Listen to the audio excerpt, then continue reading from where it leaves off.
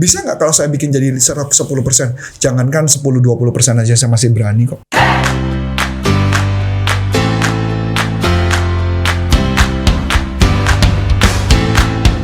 Halo sahabat sales dimanapun Anda berada, jumpa lagi dengan saya Anda Melani dalam channel YouTube Coach Antonius Arif yang membahas tentang selling dan marketing.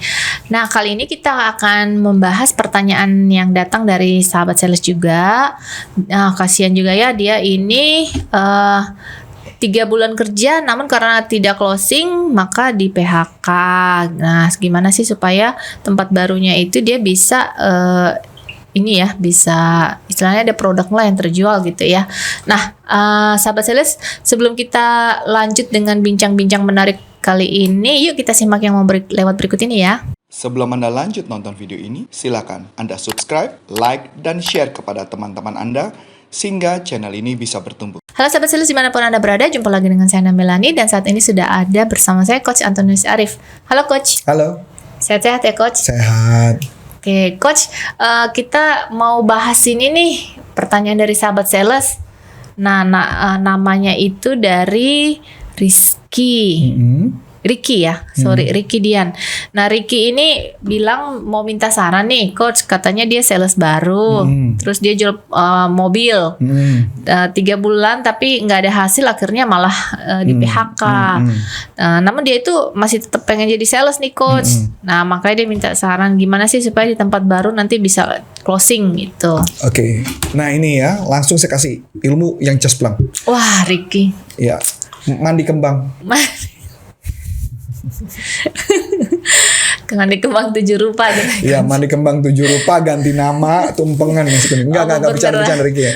Bercanda. Jadi gini, ini pengalaman saya tentang seorang sales kenapa suka gagal gitu ya. Yang pertama adalah kadang-kadang ada beberapa sales yang suka, mohon maaf tanda kutip, membual gitu loh. Paham maksudnya? Iya. Apa tuh? Ya, berbicara yang tidak sebenarnya yang dialami. Suka membicara tidak seperti atau yang dialami atau melebih-lebihkan. Kan banyak tuh yang kayak gitu ya. Iya. Yang sales yang merasa dirinya hebat dan sebagainya, padahal dia nggak ngerti, jualannya nggak terbukti dan sebagainya. Jadi yang pertama, ngakuin dulu kelemahan kita. Pertama, jadi akuin dulu kelemahan kita, itu yang pertama. Yang kedua, setelah mengakui kelemahan, maka pelajari dulu produk dengan ngelotok tok. Artinya apa? Sampai hafal gitu ya. Sampai hafal. Kalau perlu di drilling kayak zaman sekolah gitu dulu Bu. Jadi 2+2 sama dengan 4 gitu kalau perlu. Misal, tapi supervisor saya atau leader saya tidak melakukan itu, ya udah nggak apa-apa. Kamu minta tolong dengan temanmu. Yuk coba tanya saya tentang produk. Kayak anak kecil, kita melakukan benar-benar anak kecil. Jadi jelas, misalkan contoh, jualannya apa tadi? Kalau nggak salah dijual apa sih? Mobil. Oh, mobil. Ya setelah ditanya mobil rodanya berapa ya, yang cananya itu ya, misalkan ditanya coba sebutin apa spesifikasi, apa fitur-fitur produk ini gitu ya. Oh, mobil ini kita punya warna ini, jadi semua kita omongin. Nah itu yang harus dilatih dengan fasih. Jadi fasih. Jadi jangan kita ngomongnya cuman diskon, nggak gitu. Itu dulu pengetahuan produk. Satu. Yang kedua, setelah itu produk fitur tersebut cocoknya untuk apa? Jadi fitur produk ini cocoknya untuk apa? Jadi kita konekin misalnya. Oh, suspensinya apa? Misalkan contoh CC-nya. Oh, itu berarti kalau CC besar berarti mobilnya boros. Pasti. Tapi pertanyaan, kalau CC besar boros tapi kenyamanannya pasti enak. Ya mungkin kalau ibu kan nggak nangkep nih. Apa hubungannya CC besar sama enak? Betul, saya ambil contoh. CC besar kayak mobil-mobil Velfire gitu ya? Iya, pokoknya CC besar biasanya lebih nyaman. Lebih nyaman. Nah, kayak sambil contoh, Mas Adi kan pakai motor ya, Mas? Nah, kalau pakai motor, pernah pakai motor yang CC besar? Pernah yang pantak. Pernah ya? Pertanyaannya, ada beda nggak, Mas? CC besar sama yang CC kecil? Beda loh. Bedanya apa? Selain boros ya? Selain boros. Apa? Tarikannya lebih enak sih. Tarikannya lebih enak. Terus tarikan lebih enak artinya apa? Ya kalau buat kebut sih saya enak gitu ya. Buat kebut enak. Dan motor mahal itu kalau dibuat kebut terus nggak kelihatan gampang goyang juga ya. Lebih stabil ya. Lebih stabil. Berarti lebih nyaman. Nah, jadi kita harus mempelajari kalau mobil CC besar, kita pahami kelebihannya apa. Jadi jangan bilang mobil CC besar minta irit, repot itu. Itu nggak make sense gitu loh ya. Jadi kita harus menjual produk sesuai dengan peruntukannya. Nah itu dulu dipelajarin. Setelah sudah, baru kita mempelajari bagaimana cara jualannya, selling skill. Kebanyakan sales salah bu, suka fokusnya belum apa-apa. Ada promo pak, mobil baru diskon nih gitu ya. Nah itu kayak gitu. Jadi kita ngasih tahu dulu, jangan apa-apa promo diskon, nggak gitu. Jadi kita bisa pertama teknik selling adalah menjalin hubungan dulu. Setelah itu apa? Menggali kebutuhannya, setelah itu baru mengkonekkan dengan presentasi. Kebanyakan sales enggak. Bahkan saya ambil contoh tadi ya, saya sempat ngajarin satu orang sales, begitu belum apa-apa. Ada yang bisa saya bantu? Pasti kan jawab. Kita jawabnya apa? Enggak ada. Betul? Atau misalnya tanya, Bapak pakai motor apa? Bisa jual motor. Oh saya jual Supra, saya pakai Supra. Oh pakai Supra udah berapa tahun Pak? 3 tahun. Oh Bapak mau upgrade ya? So tahu kan gitu loh. Nah itu yang terjadi kepada banyak sales yang langsung buru-buru presentasi. Langsung, oh ada nih kita punya motor baru ini begini-begini harga. Itu tidak menjawab pertanyaan. Karena dia langsung presentasi. Maka kegagalan orang jualan adalah kebanyakan langsung presentasi. Tadi udah berapa? 2 atau 3? Pertama menjalin hubungan, kedua, kemudian menggali kebutuhannya. 3 presentasi ya. Presentasi. Nah jadi kalau mama ketika presentasi juga yang paling menarik adalah saya temukan para sales suka tidak mendengarkan. Orangnya komentar apa, dia main bypass aja, yang penting teknik menggali kebutuhan. Langsung dia hajar, langsung pakai teknik handling objection. Padahal nggak begitu gitu loh. Jadi kita harus gali dulu, pahami, dengarkan customer ngomong apa. Kebanyakan kegagalan sales di sana sih Bu. Nah sama berikutnya, kalau jualan mobil mungkin bisa jadi jumlah canvassingnya kurang, jumlah kunjungannya kurang. Jadi buat saya, kalau kita punya mindset, aduh di masa COVID nih kayaknya nggak mungkin ada yang beli, ya udah pasti nggak bakal closing lah, sudah pasti gagal di awal. Karena mindset menjadi bagian yang penting pertama ketika jualan. Itu dulu Bu. Berarti mindset dulu gitu ya coach, baru menjalin hubungan. Yang penting mindsetnya udah benar dulu, gitu, baru skillnya. Di luar masalah memang lagi masa COVID, apakah customer ada yang beli? Ada, tetap ada.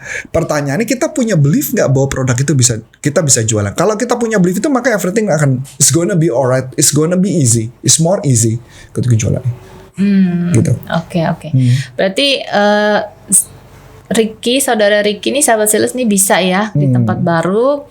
Selain memang perlu belajar di pelatihan saya salesuniversity.id gitu ya. Cuman memang idealnya adalah balik dulu, kita dulu yang benar dulu. Mindsetnya ini dia tetap mau jadi sales loh coach. Itu bagusnya sih.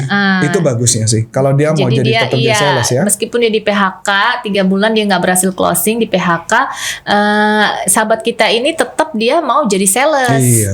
Gitu. Berarti mindsetnya udah ada dong coach. Bukan mindsetnya, mentalnya. Oh mentalnya ya. Mindsetnya beda belum. Ya. Mental dan mindset. Mental itu keberaniannya. Kalau mindset itu adalah dia bisa closing apa enggak. Coba cek jujur ya Ricky, kamu coba cek. Ada nggak keraguan bahwa customer itu mau beli? Ada nggak keraguan bahwa nggak bisa jualan di masa ini? Kalau punya keraguan itu maka kamu nggak akan bisa jualan. Keraguan itu hilangin dulu deh. Nah, kalau keraguan itu bisa dihilangkan maka akan lebih mudah sih jualan. Oke, nah berarti Ricky bisa nih kalau di tempat baru mental sebagai salesnya sudah ada, tinggal mindsetnya diperbaiki, kemudian skillnya, product knowledge, product knowledge dulu dihafal ngelotok, dia tahu dulu ya produknya. Jadi CC besar, target market siapa? Kebanyakan sales nggak tahu Bu. Ya berarti seperti seorang konsultan mobil ya. Betul. Jadi kayak gini, kadang-kadang gini, ada orang jual mobil ratusan juta atau 700-500 juta ke atas, tapi dia ngotot jualan kepada orang yang budgetnya nggak ada sebesar itu. Budgetnya misalkan mobil murah, tapi dia ngotot dia mau jualannya mobil mahal, ya kagak bisa. Ya, kan banyak ya, ibu juga pernah nemuin gitu kan. Dia bilang, kan kita harus bisa closing sama customer siapapun. Itu ajaran dari mana gitu ya? Harus bisa closing sama sales customer. Nggak bisa, kita closing bisa dipaksa, tapi apakah sama nggak dengan kita menipu? Iya dong, kita paksa-paksain orang. Misal Adi, bukan gitu ya Adi nggak bisa belum bisa beli mobil, kita paksa. Adi lu beli mobil, kita paksa, bisa. Abis itu bulan 2 nggak bayar dia. Kenapa? Karena kita memaksakan kehendak yang dimana